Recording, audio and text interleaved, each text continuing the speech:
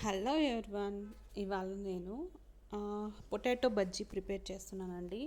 దానికి నేను ఒక చిన్న కప్కి శనగపిండి, అలాగే ఒక 3 టేబుల్ స్పూన్ బియ్యపిండి తీసుకున్నాను. దాంట్లోకి కొద్దిగా జీలకర్ర యాడ్ చేశాను. అలాగే కొంచెం మెంతి, అలాగే ఫ్లెక్స్ సీడ్స్ ఉంటాయి కదా ఆర్గానిక్, దాంట్లో అది తీసుకొని కొద్దిగా గ్రైండ్ చేసుకుంటున్నాను.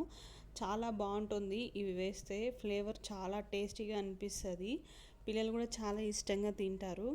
ఫస్ట్ ఆఫ్ ఆల్ దీంట్లోకి కొద్దిగా కారం కూడా యాడ్ చేసుకొని, ఒక 1/2 టేబుల్ స్పూన్, మీకు ఇష్టమైతే పసుపు కూడా యాడ్ చేసుకొని, నేను చేయట్లేదు.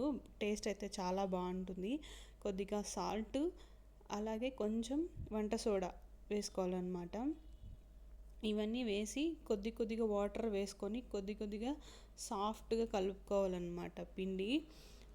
ఎలా అంటే మనం బజ్జీలు వేస్తాం కదా, సేమ్ అలానే బజ్జీ క్వాంటిటీ పిండిలాగా కొద్దిగా వాటర్ వేసుకొని కలుపుకోవాలి. మీరు కనుక నా ఛానల్ ఫస్ట్ టైం చూస్తున్నట్టయితే please subscribe my channel and support my channel.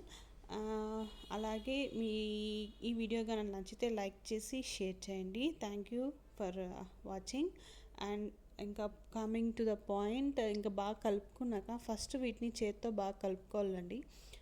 ఆ తర్వాత చెప్పాను కదా, కొద్దిగా వాటర్ మిక్స్ చేసుకుంటూ కొద్దిగా కొన్నిగా, ఎందుకంటే మరీ జారుడుగా అయిపోతే వాటర్ ఎక్కువ వేసేసామంటే పిండి అనేది ఆయిల్ ఎక్కువ పీల్చేస్తుంది.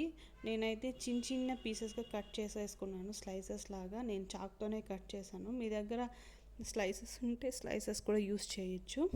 ఇంకా ఆయిల్ హీట్ బాగా అయ్యాకే వేయండి. ఐ మీన్ వేడి తక్కువగా ఉన్నప్పుడు వేస్తే ఆయిల్ అనేది బాగా పీల్చేసుకుంటాయి అన్నమాట. అలాగే జారుడుగా కూడా ఉండకూడదు పిండి. నేను చూపించిన కన్సిస్టెన్సీలోనే ఉండాలి.